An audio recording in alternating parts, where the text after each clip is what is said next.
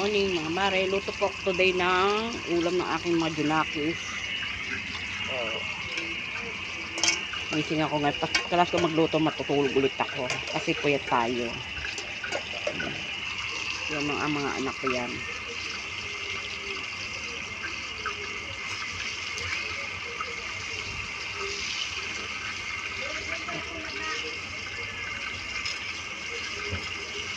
Ayun mga mare, eating.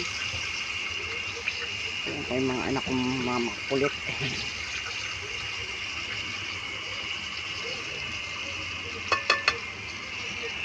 Additional.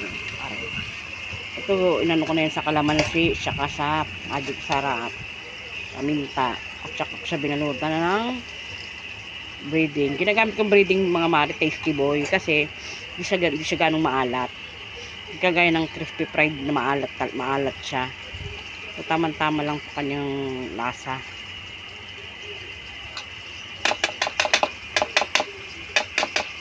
Po. Bye.